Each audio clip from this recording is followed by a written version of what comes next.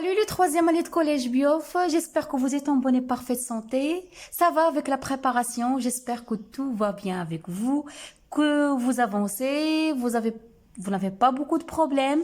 Aujourd'hui, on va travailler des exercices de raisonnement scientifique concernant le chapitre de l'immunité. Beaucoup de vous m'ont demandé, madame, travailler avec nous des expériences, des exercices concernant l'immunité. Donc voilà un exercice. Donc l'organisme d'une souris réagit à la présence d'une petite quantité de globules rouges étrangères, globules rouges du mouton, qui lui ont été injectés. Donc, qu'est-ce qu'on a injecté à une souris? Des globules rouges du mouton, Korayat Hamra li Kharouf. Donc, ces globules rouges sont détruits. On peut mettre en évidence les éléments de l'organisme responsables de cette destruction. Donc, on veut mettre en évidence, à travers des expériences, les éléments de l'organisme qui ont pu détruire ces globules rouges du mouton. Pour cela, on met en place des lymphocytes extraits de la rate d'une souris et des globules rouges du mouton identiques à ceux qui ont été injectés. Les résultats figurent ci-dessous.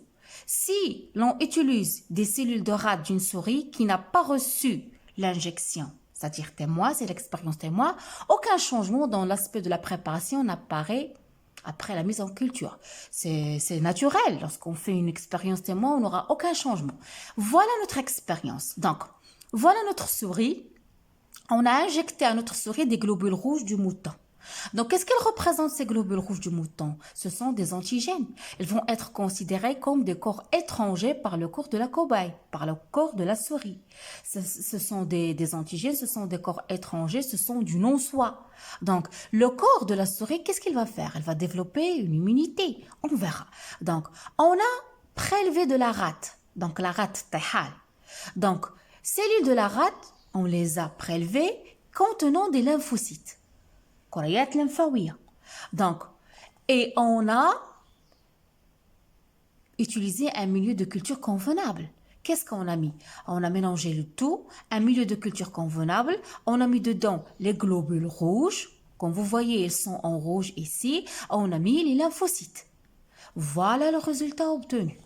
J'espère que le résultat, la photo, il est bien clair. Je vais la faire approcher à vous. Attendez.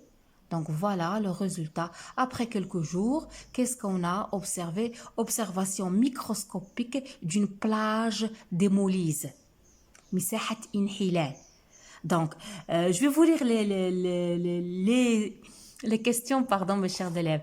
La première question, décrivez le résultat obtenu. Donc, ils vous ont demandé de décrire, de faire une petite description de ça. Qu'est-ce que vous voyez?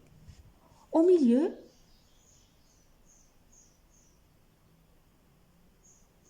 donc, vous voyez, au milieu, qu'est-ce qu'on a? Au milieu, on a lymphocyte P.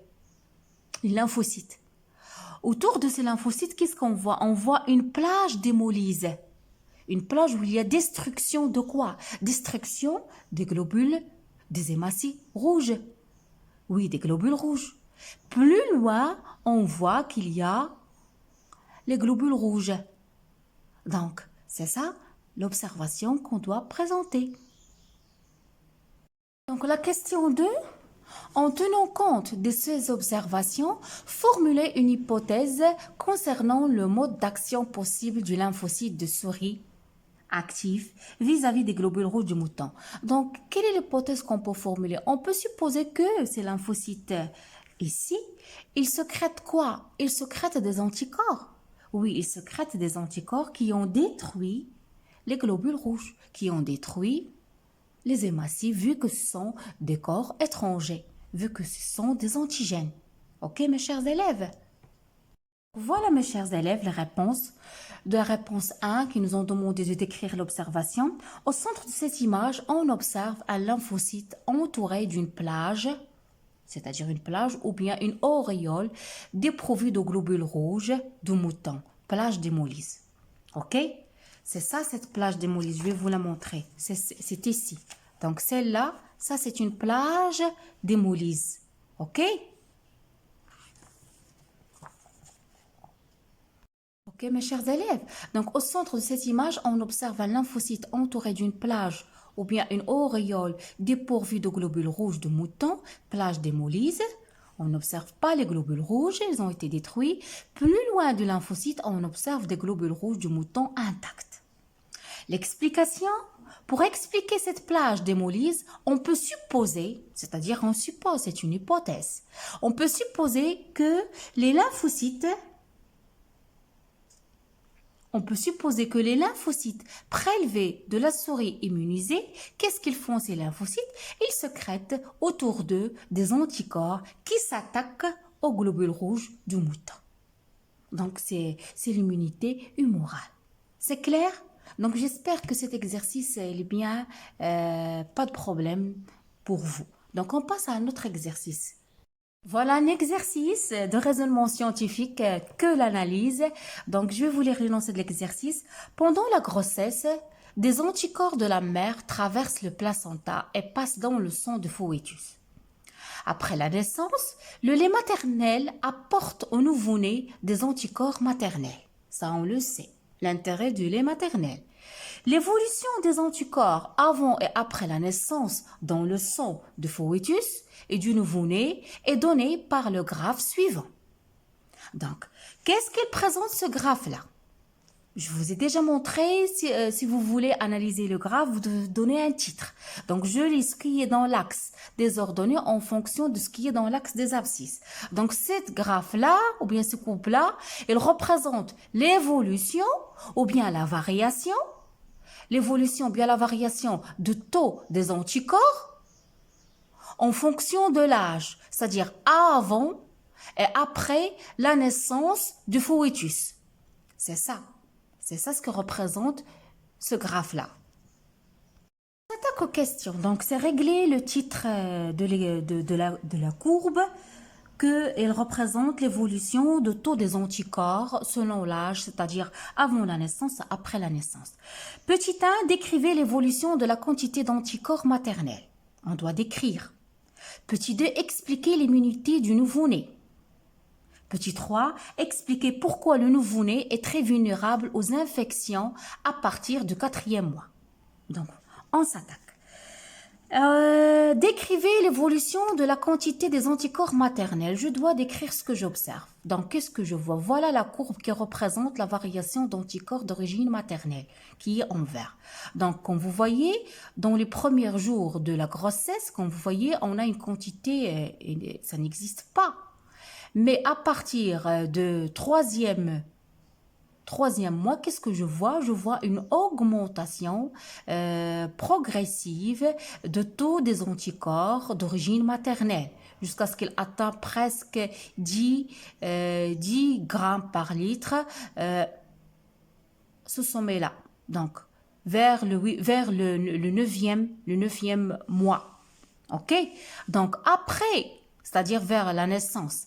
Après la naissance, qu'est-ce qu'on vous voyez? On a une chute, on a une régression, on a une diminution des anticorps d'origine maternelle. C'est clair? Expliquez l'immunité du nouveau-né. Donc le nouveau-né, d'où il procure son immunité? De deux choses. Il procure son immunité, comme vous voyez, d'origine maternelle, de sa mère, et aussi il procure l'immunité par le biais des anticorps qui seront produits par son corps. Troisième question, expliquez pourquoi le nouveau-né est très vulnérable aux infections à partir du 4e mois. Pourquoi le nouveau-né, il est très sensible, il est très vulnérable aux infections à partir du 4e mois. Effectivement, mes chers élèves, elle est sensible, elle est vulnérable parce que si vous voyez, à partir du 4e mois, qu'est-ce qu'on regarde? On regarde une chute, une diminution des anticorps d'origine maternelle.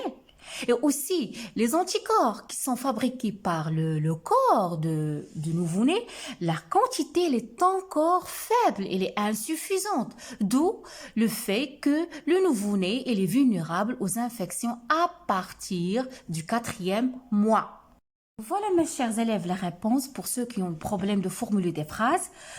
La description de la courbe que je viens d'analyser avec vous. Au niveau du corps de fœtus, le taux d'anticorps d'origine maternelle, il augmente à partir du 3e mois de la grossesse pour atteindre à la fin de la grossesse un taux d'environ 10 grammes, comme vous voyez. C'est ça? Attendez. Donc, il augmente à partir du 3e mois de la grossesse pour atteindre 10 grammes. Puis, il chute. C'est ça? Donc, voilà. À partir du 3e mois de la grossesse, pour atteindre à la fin de la grossesse un taux d'environ 10 grammes par litre, à partir de la naissance, ce taux d'anticorps maternel, d'origine maternelle dans le corps, il va diminuer et tend à s'annuler vers le 6e mois après sa naissance. C'est clair.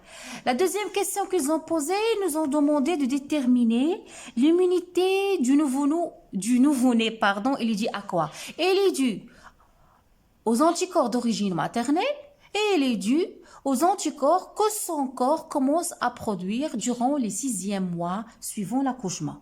Donc, deux origines, les anticorps de la mère et les anticorps que le corps du nouveau-né fabrique. Troisième question, pourquoi le nouveau-né il est vulnérable? Donc, à partir du 4e mois, le nouveau-né devient très vulnérable aux infections car son immunité se trouve affaiblie. Son immunité se trouve affaiblie. Les anticorps d'origine maternelle se trouvent à un taux très faible parce qu'on vient de le décrire. On a une chute, on a une régression des anticorps de la mère. Et la quantité d'anticorps que son corps commence à produire, elle est encore insuffisante. D'où le nouveau-né, au début du 1er mois, il est vulnérable. Donc, mes chers élèves, j'espère que vous avez bien compris, vous avez bien saisi ces notions, ces exercices-là. Je vous donne rendez-vous à une nouvelle capsule, à un nouveau exercice. Voilà l'exercice qu'on va traiter dans la capsule prochaine, Inch'Allah. Au revoir, travaillez bien, à la prochaine.